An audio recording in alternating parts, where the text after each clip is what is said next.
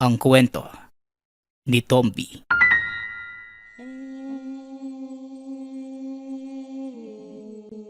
Ang kwentong ito ay hango sa totoong buhay.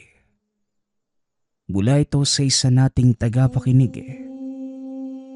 Karanasan ito ni Salem.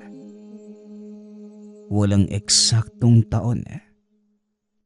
Probinsya ng Bacolod. Nang mga panahong ito, may dalawang magkapatid sa isang baryo ng Bacolod. Sila na lamang ang magkasama sa buhay. Maagang nawala ang mga magulang dahil sa isang malagim na aksidente. Ngunit kahit ganon, nagpatuloy pa din naman sila sa buhay. At kahit magkaiba man ang paniniwala at prinsipyo, magkasundo pa rin naman ang magkapatid. Hoy Salim, umaga pa lang nag-iingay ka na dyan ah. Ano naman ba yung ginagawa mo? Meron ka bang pinaghahandaang digmaan? Panay na lang yung paggawa mo ng iba't ibang klaseng patalim eh. Wika ni Adam sa kapatid na si Salem. Kasalukuyang nagpapanday ito ng mga patalim. Kaya maya't maya ang pukpok nito sa bakal. Bukod doon, inuukitan pa ng binata ng dasal ang patalim para mas lumakas ang bisa. Nasiingay kung ibubuka mo pa yung bibig mo, kuya. Bumalik ka na nga lang sa pagtulog. Hindi pa naman oras para gumising ka eh. Tugon ni Adam.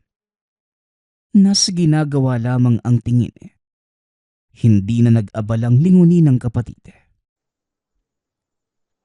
Paano ba naman makakatulog eh? Ang ingay-ingay mo dyan eh. Parang nababaliw ka na sa lagay na yan, Salem ah. Habang lumalaki ka, kung ano-ano yung ginagawa mo, hindi na kita maintindihan. Diyos mio kang dimuho ka.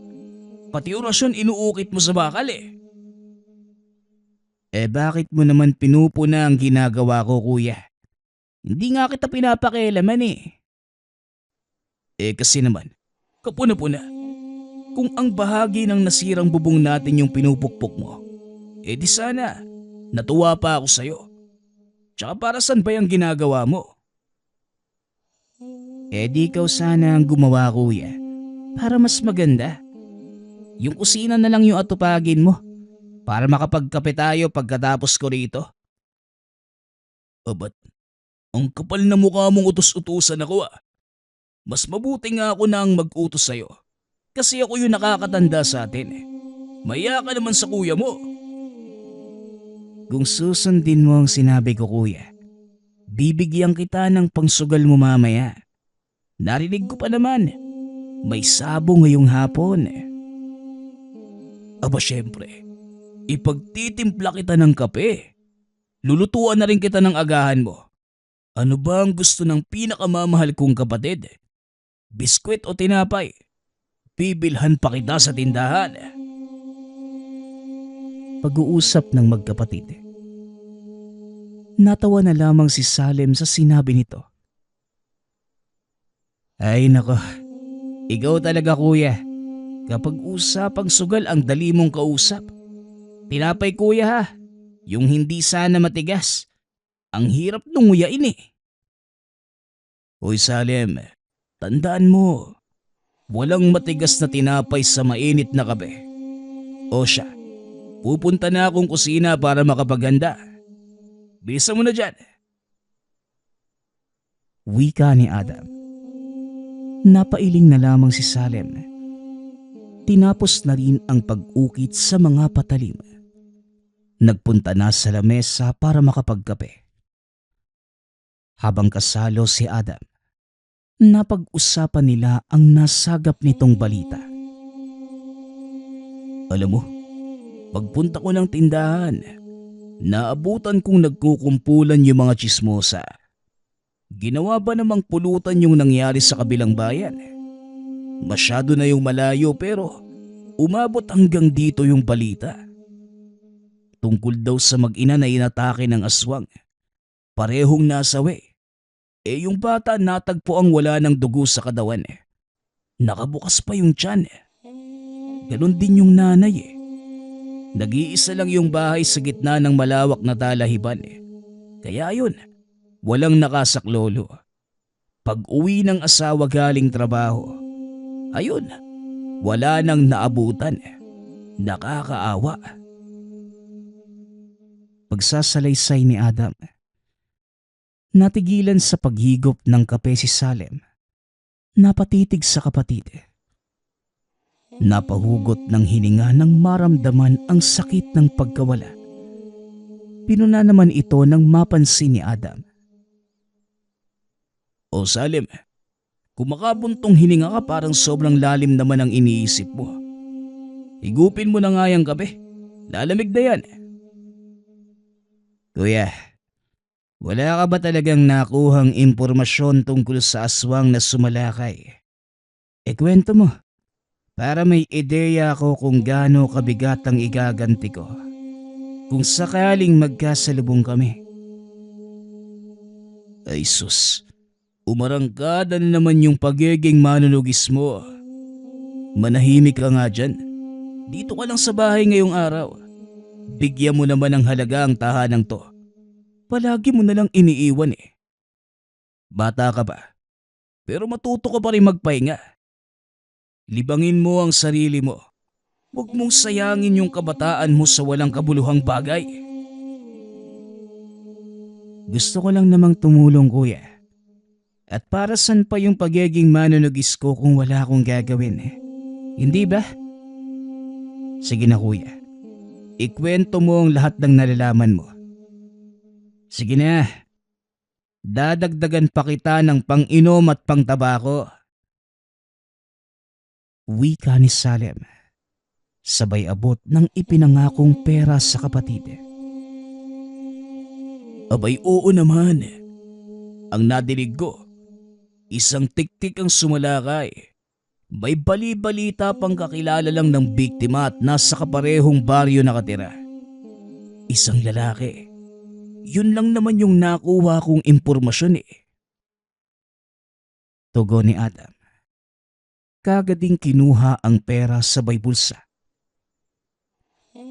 Kuya, iarkila mo ako ng motorsiklo mamayang hapon. Pupunta ako roon para makapagtanong. Igaganti ko na rin ang mag-ina sa sinapit nila. Nakakaawa talaga. Hoy Salim, yan ang hindi pwede. Kagabi ka nga lang dumating Aalis ka na naman. Dito ka na muna sa bahay kahit ngayong araw lang. Hindi ito isang libingan. Nadadalaw-dalawin mo lang. Iarkila mo na ako, kuya. Kung ayaw mong bawiin ko yung pangsugal at pang-inom mo mamaya, huwag mo na nga akong kontrahin. Alam ko ang ginagawa ko, kuya. At nag-iingat naman ako. Basta mamayang hapon, ipasundo mo ako rito. Yung mura lang ang singil para makatipid ha. Wika ni Salem. Napabuntong hininga na lamang si Adam. Kapag ganitong usapan, hindi na mapipigilan ang kapatid. Ng mga sumunod na oras, binalikan ni Salem ang ginagawang patalim. Gumagawa ito ng 4 na sibat. Isa-isang inuukit dito ang mga letra ng orasyon. Maingat ang paglapat ng pait at pagpukpok ng martilyo upang maging maganda ang resulta. Nang matapos, kagad itong itinabi sa iba pang nagawa ng araw na yon.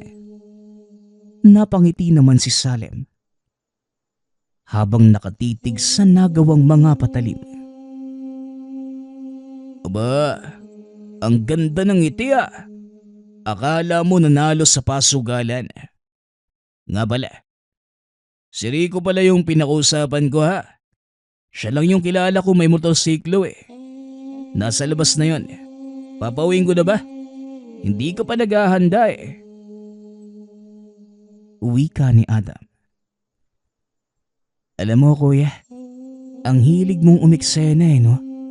Kumatok ka nga muna bago pumasok. Nanggugulat ka eh. Paghintayin mo lang sandali. Magbibihis lang ako. Pakibalot sa tela yung 4 na sibat ko. Dadalhin ko ang mga yan. Gulat namang napatingin ang kapatid sa naging utos nito. Ano ka mo? 4 na sibat? Eh bakit naman? Kulang pa ba yung itak na palagi mong dala? Ito talagang batang to. Imbes na manatili sa bahay, mas gusto pang gumawa ng kalokohan sa labas. Wika ni Adam. Ngunit tinitigan lamang ito ng masama ni Salem. Naintindihan naman ng nakakatandang kapatid ang tingin. Kaya wala nang reklamong sumunod. Binalot ng makapal na tela ang 4 na sibat. Maingat na isinlid sa isang bayong at naunang ikinarga sa likurang bahagi ng motorsiklo. Pati ang binatang driver napatanong sa kanya. Sinenyasan na lamang ni Adam na tumahimik kung ayaw makatikim ng salita mula kay Salem. O siya, lalakad na ako kuya. Huwag mo na akong hintayin mamayang gabi dahil hindi ako uuwi. Baka bukas, pero hindi ko rin sigurado ha. Kaya mas mabuting isipin mo na lang ang sarili mo. Wika ni Salem. Talagang hindi kita iisipin no? Napakapangit kaya ng mukha mo. Pagka-uwi mo, huwag kang makakalimot na magdala ng tabako ha. Malapit nang maubos yung sakin eh.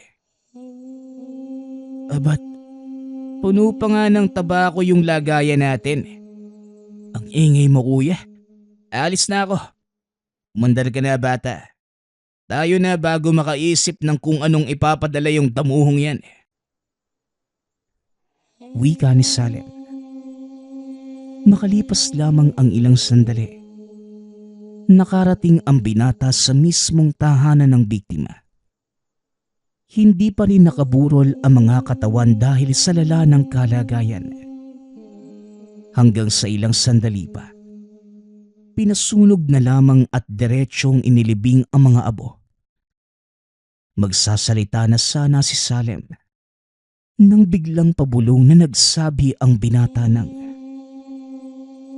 Manong, biktima po ng aswang yung mag-ina ng bahay na yan. Balita ko rin po, hindi makausap na maayos yung asawa. Dahil sa nangyari, may nadinig nga po ko na may hinabol yan ng itak. Wala nga po kong ideya kung ano yung pakay nyo pero sigurado ka po ba talagang tutuloy kayo dyan? Ako po yung kinakabahan sa inyo eh. Tanong ni Rico. Rico, mas mabuting bumalik ka na para matulungan mo yung tatay mo sa pag-aalaga ng mga manok. Ayos na ako rito. Huwag mo na akong alalahanin. Tugon ni Salem. Tumuloy na ng tahanan ang binata. Kagad naman siyang sinalubong ng isang lalaki na may bitbit na itak. Masama ang titig nito at nang akma siyang susugurin, dali-dali itong nagpakilala. Sandali lang Manong, kakampi ako at hindi kalaban. Nabalitaan ko ang nangyari sa mag-ina mo. Nandito lang ako para hanapin at tugisin ang aswang na ng biktima. Tutulungan kitang magigante kung hahayaan mo lang ako. Wika ni Salem. Ibinaba ng lalaki ang patalim. Sinuri ng tingin si Salem. Pinatuloy siya nito at sa loob ng tahanan nag-usap ang dalawa. Inok nga pala ang pangalan ko. Taga saan ka? Hindi kita napapansin dito sa lugar namin. Paano nyo pala nabalitaan yung nangyari? Ganun na ba kabilis kumalat ang balita ngayon? Tanong ng lalaki. Natawagin na lang natin sa pangalang Raul. Kung balita tungkol sa aswang, oo, Isa itong banta sa mga tao kaya pinapakalat upang maalerto ang lahat. Manong, ako nga pala si Salem at isa akong manunugis. Maraming taon na magmula noong sinimulan ko ang tungkulin.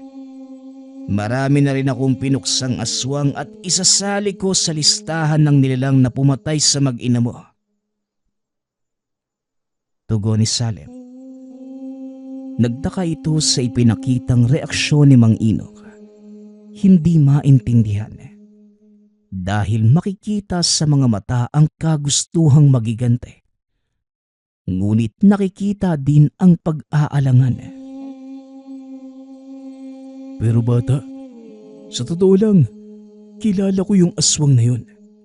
Nandito lang siya sa paligid. Meron kaming pag-aaway na noon pang normal na tao pa siya. Tapos ngayon na naging ibang nilalang na, binabalikan niya ang nakaraan. Ilang ulit ko na siya nakitang umaaligid. Hindi ko naman alam na magiging ganito kasi noong nagbubuntis pa lang naman yung yumao kong misis. Wala namang masamang nangyayari sa amin Ganun ba? Baka namang naghihintay lang ng tiyempo ang aswang na yun Ang narinig ko, wala ka rin sa gabing sinalakay ang mag-ina mo. Yun siguro yung pagkakataong planong sumalakay ng nilalang Pero hindi bali na. Tutulungan kita sa usaping ito. Wika ni Salem. Sa abiso ni Mang Inok, naglatag na mga pangontra ang binata sa paligid. Habang yung apat na sibat naman, inilatag niya sa apat na sulok ng tahanan ni Mang Inok. Naglagay pa ito ng lana malapit sa mga bintana at pinto at nagsagawa kagad ng maiksing orasyon. Sa pamamagitan nito, mararamdaman ng aswang ang bahagyang pagkahilot panghihina bilang patikim sa nilalang. Pagkatapos, pinag-usapan nilang muli ang detalyadong deskripsyon ng taong ito. Hindi binanggit ang pangalan upang hindi mabuking ang binabalak. Pagsapit ng gabi, bantay sarado ng dalawa ang buong paligid. Ang orasyon na ginawa kanina ay hindi lamang para magkaroon ng pansamantalang karamdaman ang aswang, kundi para hindi mapakali at hanapin kung sino ang may kagagawan. Katulad ng inaasahan, nakita nila ang isang lalaki na naglalakad sa kalagitnaan ng mga talahib. Hindi ito mapalagay. Panay ang paglingon. Siya nga yun. Parang papunta rito. Ano bang gagawin natin?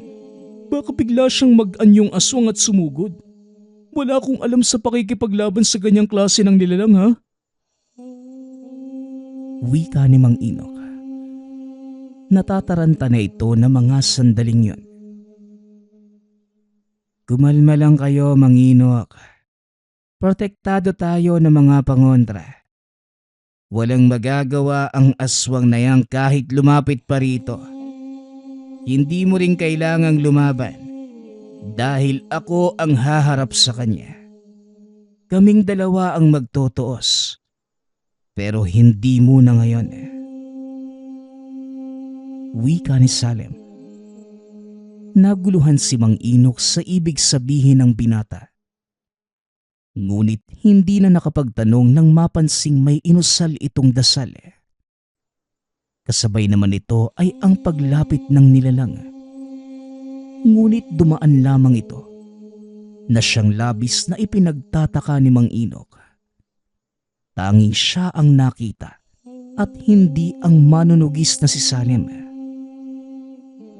Nang makalayo na ang lalaki, hindi na nito napigilang magtanong.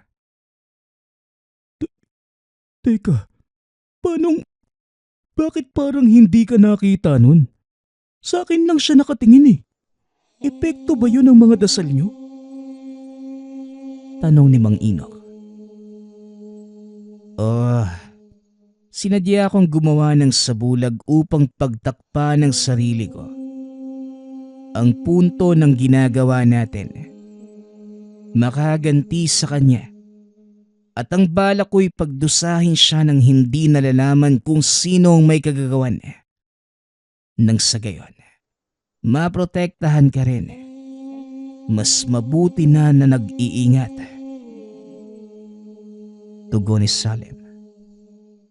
Napatango lamang si Mang Inok. Buo ang tiwala kay Salem kaya't hinayaan ito sa anumang gagawin. Paglipas ng mga oras, muling nagsagawa ng orasyon ang manunugis. Ganun na lamang ang pagtataka dahil dalawang presensya ng aswang ang nararamdaman. Ang isa ay sa tiktik, habang ang isa naman ay sa gabunan.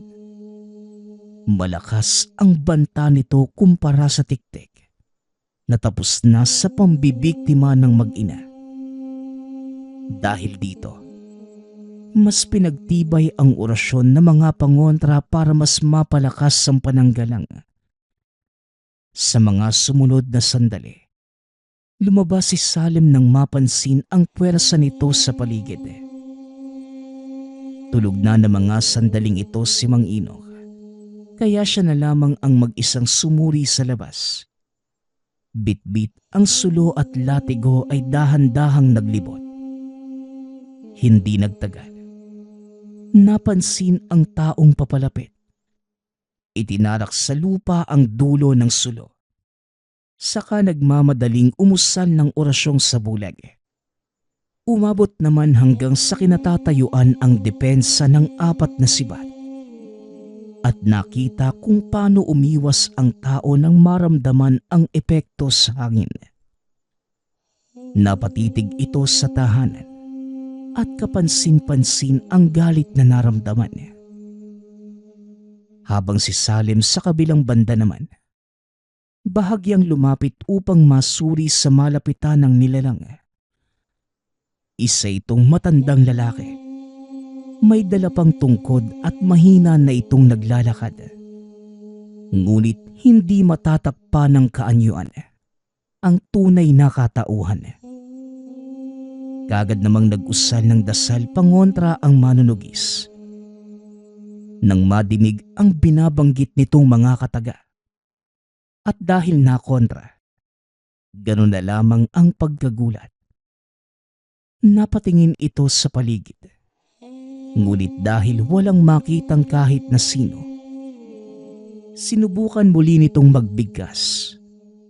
Ngunit nakontra na naman ito ng manunugis. Nang hindi gumana ang mga dasal, umalis na lamang ang matanda. Hinayaan na lang muna ito. Dahil ang balak sa ngayon, kilalanin muna kung sino ang mga kalaban. Nasundan ito ng tingin ni Salem. Pagkatapos ay bumaling sa aswang nakakarating pa lang. Ito naman yung tiktik na pumatay sa mag-ina ni Mang Inok. Diyos ko, kakaalis lang ng isa. Meron na naman. Totoo nga talaga yung kasabihan na kung may aalis may darating ano. Kaso, aswang ang mga ito. Naku naman ho, kakatapos lang biktimahin yung mag-ina. Ito uli siya. Hindi ka pa ba nabusog? Grabing sikmura naman yan. Wika ni Salem. Gumapang sa talahiba ng aswang. Atras abante dahil sa depensa ng mga pangontra. Hindi naman mapakali. Panay ang pagwawala dahil sa epekto ng inilapat na orasyon.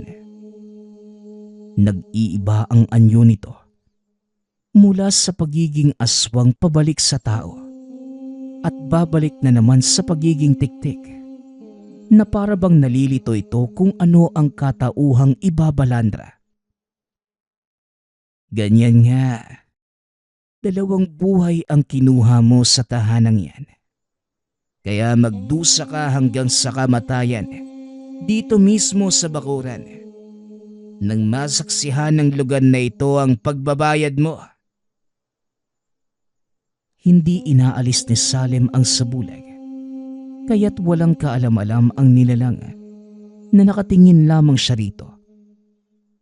Nilapitan niya ito at gamit ang hawak na buntot pag, ipinulupot sa leeg at sinakal.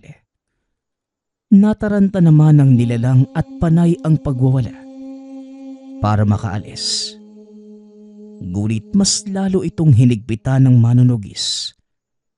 Tumagal lamang ng ilang segundo at binawian din ng buhay ang tiktik. Ibinuka ng lalaki ang bibig, sabay putol sa mahabang dila. Dahil sa dilang to, maraming buhay ang nabiktima mo. Akin na muna ito ha. Susunugin ko lang. Isasabay sa pagliyab ng kaluluwa mo sa impyernong hayop ka. Wika ni Salem. Bumalik ito sa tahanan ni Mang Inok. Ginising niya ito upang magpatulong sa paglilibing ng bangkay. Walang reklamong sumunod. Natuwa rin dahil sa wakas ay naiganti na ang mag-ina. Kinabukasan, nagpaalam muna si Mang Inok. Napapasok sa tinatrabahuhang construction site sa bayan. Binasbasan ito ni Salem upang kahit papano ay may proteksyon. Hindi nagpakampante dahil meron pang banta ng gabunan. Wala pang ideya ang manunugis kung ano ang ugnayan ng dalawa, kung bakit humantong sa gantong sitwasyon. Kung ako lang ang magpapasya, ipagpapaliban ko muna ang pagtatrabaho. Nailibing na ang mag-ina mo, pero alam kong nasasaktan ka pa rin sa mga nangyayari. Ipahinga mo muna ang damdamin mo, kumbaga. Wika ni Salem. Kung marami lang akong pera pang tustos, hindi na ako papasok eh. Kaso wala. Kahit wala na yung mag-ina ko, tuloy pa rin ang buhay. Kung hindi ako kakayod para sa sarili ko, wala ding mangyayari. Magdadahan-dahan na lang muna ako. Agahan ko rin ang pag-uwi mamayang hapon. Tugon ni Mang Inok. O sige, sandali. Kung sakaling may makasalubong kang matandang lalaki na may daladalang tungkod, umiwas ka muna. Huwag kang makikipag-usap. Lumayo ka kagad. Hindi lang yung tiktik ang nagbabanta sa buhay ng pamilya mo, maging sa'yo. May napansin akong isa pa, kaya kung maaari mag-ingat ka. Gabayan ka nawa ng Diyos at ng aking 4 na sibat. Sige na, lumakad ka na, Manong. Wika ni Salem. At noong siya na lamang ang naiwan, ibinaling ang pansin sa pagriritual. Tinatawag sa pamamagitan ng orasyon ang presensya ng matandang gabunan. Ilang sandali pa, ang katawan ng puno ng saging na nasa harapan ay gumalaw. Senyales na naramdaman ng nilalang ang ginagawang pagtawag. Oh, sa wakas, mabuti naman at sumagot ka. Alam kong may masama kang bala kay Mang Inok. Ano ang sadya mo sa taong yun? Bakit mo binabalak na biktimahin? Ano ba ang naging kasalanan niya para pagbantaan mo ng ganyan ang buhay niya? Tanong ni Salem. Kumuha ng balisong at saka itinarak sa puno ng saging. Narinig ng manunugis ang boses ng pagdaing. Ang dagtang dumausdos mula sa sugat ng puno ang nagsisilbing dugo ng nilalang. Nang walang makuhang sagot, muli niya itong sinaksak. Ano? Ayaw mo ba talagang sumagot? O sige, hindi kita titigilan. Simple lang ang katanungan ko, ayaw mo pang magsalita. Magdusa ka. Total ito naman ang gusto mo. Wika ni Salim. Mas tinakasan nito ang pagbigkas ng mga orasyon. Kasabay na din ng pagbibigay dasal sa mga pangontra. Dahilan para mas mapasigaw ang nilalang. Kalaunan ay bumigay din ito at nakiusap sa kanya. Tama na. Titigilan ko na si Enoch. Hindi ko na siya guguluhin. Lulubayan ko na. Huwag mo na ako saktan. Pakawalan mo ko sa ritual na ito. Wika ng tinig. Abay dapat lang. Kasi kung hindi, ikakamatay mo ang ritual na ito. Sagutin mo muna ang tanong ko kanina. Ano ang dahilan para pagbantaan mo ang buhay ng taong ito? Tanong ni Salim. Matagal bago nakapagsalita ang nilalang. Dahil hindi na makapaghintay. Muling sinaksak ni Salim ang puno ng saging. At dito na ito napasagot. Manugang ko si Enoch. Ikinasal sila ng anak ko. Pero nang malaman ang tungkol sa katauhan namin, iniwan niya ito at nagpakasal sa ibang babae. Nagpakamatay ang anak ko dahil sa lalaking yan.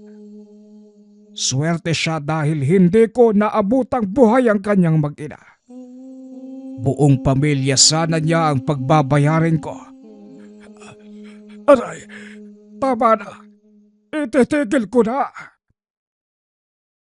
Wika ng tinig. Mabuti ngang iniwan ng anak mo. Dahil walang matinong tao ang magpapatali sa katulad yung aswang. Swerte ka mo dahil hindi mo naabutang buhay ang mag-ina. Malas mo lang. Dahil nasa harapan mo ang pumatay sa nilalang na bumiktima sa mag-ina niya.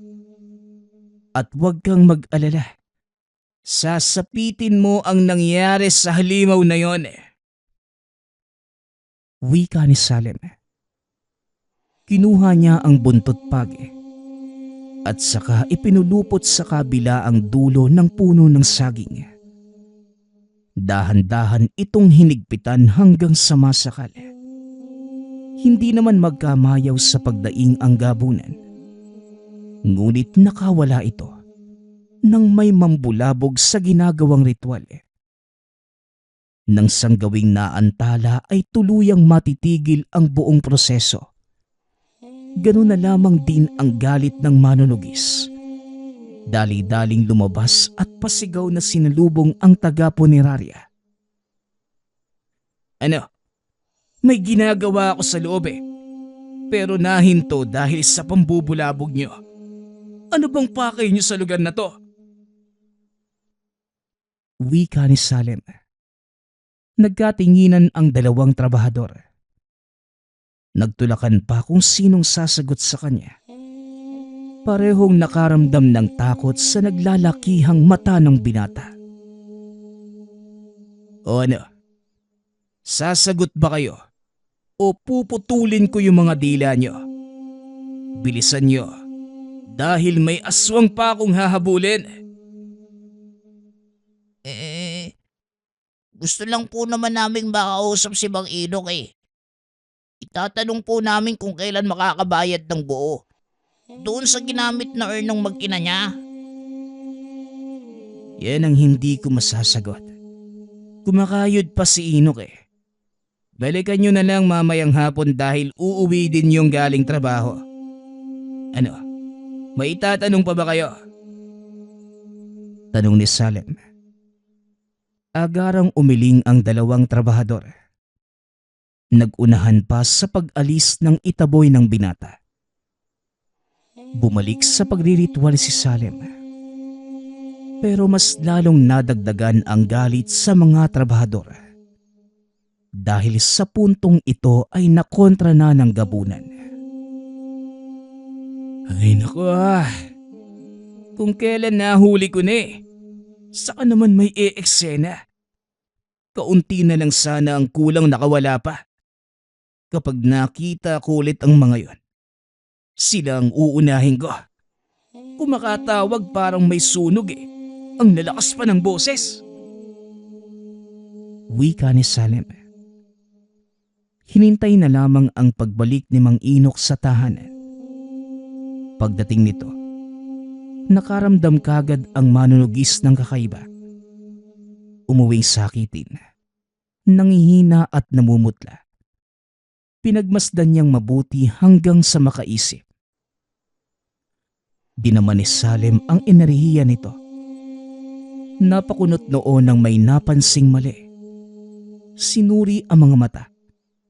Dito napagtantong nawawala ang kamalayan ni Mang Inok. Pinahiga niya ito malapit sa pinaglalagyan ng isa sa mga sibat. Pagkatapos, hinayaang higupin ang kumapit na sumpa sa katawan. Hindi nagtagal, nawalan rin ito ng malay. Sige Mang Inok, matulog ka lang dahil mamaya, pagkagising mo babalik ka sa tamang wisyo. Hindi nadala sa ginawa kong ritual ang gabunan na yon. Sinubukan ka talaga. Mabuti na lang binasbasan kita ng orasyong kanina. Kaya hindi ganong umepekto ang sumpang inilapat sa'yo. Matigas talaga ang ulo ng nilalang eh. Pwes, bigyan natin siya ng leksyon na hindi niya makakalimutan eh. Wika ni Salem. Muling pumwesto ang binata. Kumuha ng katawan ng saging at saka sinimula ng ritual. Pagkatapos ng orasyon, sinaksak ang puno. Muli na namang nadinig ng manunugis ang hiyaw ng nilalang. Hindi na hinayaang makawala sa pagkakataong ito. Ay may nanggulo lang sa ritual ko kanina.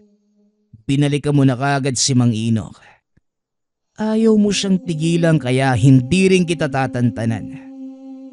Kaya ngayon, lasapin mo ang ganti kong hayop ka. Wika ni Salem. Dali-daling ipinulupot ng binata ang latigo sa dulo ng puno. Sabay higpit upang masakal. Ganun na lamang ang pagsigaw ng nilalang. Nararamdaman din ni Salem ang pagwawala nito dahil sa paggalaw ng mga sibat. Muling inusala ng orasyon. Sa pagkakataong ito, pupunta sa tahanan ang gabunan habang iniinda ang parusang kasalukuyang pinapataw ng manunugis. Gagabayan ito ng ritual papunta sa tahanan. Nang maramdaman ang presensya ng nilalang sa paligid, dali-daling hinugot ni Salem ang latigo at saka lumabas. Patuloy pa rin sa pag-uusal ng dasal hanggang sa mukhaan na itong kaharap. Nakabulagta ang gabunan ng maratnan sa talahiban. Kaagad ding tumayo nang makita ang manunugis. Nakapagpalit pa ito ng anyo, saka sumugod. Kahit papano'y may nauhugot pang lakas. Panay sa pag-ilag si Salem, hindi siya nag-abalang magsayang ng lakas. Patuloy lamang sa pag-atake ang nilalang. Kung minsan pa'y nahihinto dahil sa epekto ng ritual. Gayunpaman, patuloy pa rin ito sa pagsugot. Aba, ayos din ah. Kahit nahihirapan ka na, umaatake ka pa rin. Hindi ka pa ba napapagod? O sige, halika rito. Ibuhos mo ang buong lakas mo hanggang sa wala nang matira. Wika ni Salem. Nilalaro lamang nito ang nilalang. Pinapahabol. At kung makakatsyempo ay hinahambalos ng buntot pagi. Hindi nagtagal. Kusa na itong sumuko nang hindi na kaya ang paglakas ng puwersa ng ritual. Unti-unting humandusay sa lupa at dali-daling nangisay.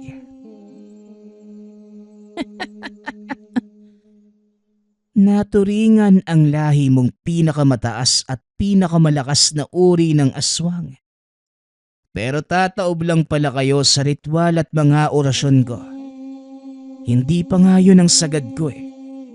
Pero ito ka, nag-aagaw buhay na. Muli itong nagsagawa ng orasyon. Nawala sa wisyo ang nilalang. Dahan-dahan itong gumapang at binaybay ang daan pauwi sa mismong tahanan. Hindi na ito sinunda ng manunugis. Pinakiramdaman lamang sa enerhiyang inilalabas ng kanyang mga sibat. Nagpatuloy ang ritual hanggang sa nakarating ang nag-aagaw buhay na nilalang sa tahanan. Ilang minuto lamang ang nilakbay. Dahil nasa kaparehong lungsod lamang. Magkaiba lang ang barangay. Sa sandaling makapasok ng bahay, ito ang puntong malalagutan na ito ng hininga. Tinapos na ni Salem ang ritual sa pamamagitan ng panapos na dasal.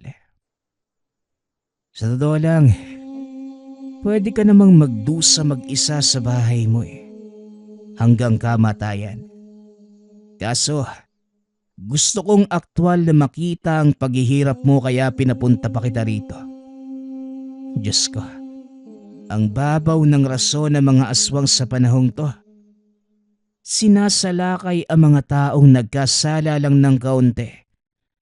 Tapos ito gabunan. Sino ba naman ang papayag na makasal sa isang aswang? Kalokohan. Mabuting at iniwan ni Mang Ino. Dahil baka naging halimaw na rin siya katulad niya. Nasa na ba ang taong yun? Ang haba naman ng pagtulog. Hoy Mang Inok, gising ka na ba? Tinignan ni Salem ang kwartong pinagpapahingahan ni Mang Inok. Bumangon na ito.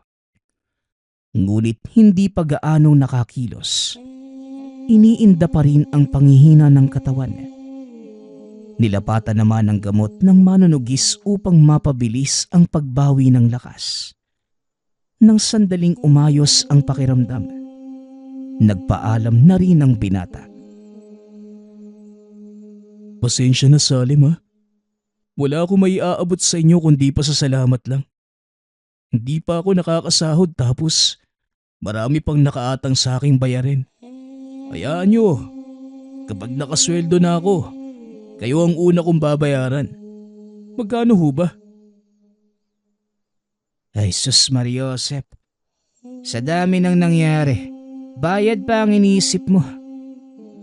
Manong, ang layunin ko ay makatulong sa kapwa, laban sa mga hindi ordinaryong nilalang, hindi ang kumita ng anumang salapi. Yung sahod mo, ipunin mo para pambayad doon sa punerarya. Nagpunta rito yung mga yun eh. Nabulabog pa yung ginagawa kong ritual. Kaya nakatakas pansamantala yung kalaban. Sila ang una mong bayaran para hindi na bumalik dito. Ang lalakas pa naman ng bunganga. O siya, lalakad na ako Manong ha. Mag-iingat ka. Wika ni Salem. Hinatid pa ito ni Mang Inok hanggang sa kalsada.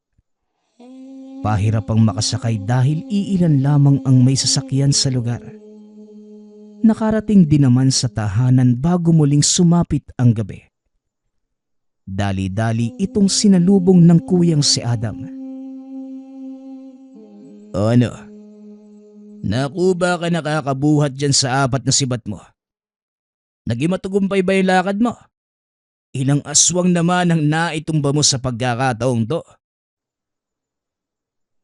Ay nako, hindi pa nga ako nakakaupo. Ang dami mo nang sinasabi. Wala bang makakain dito? Nagugutom na ako eh.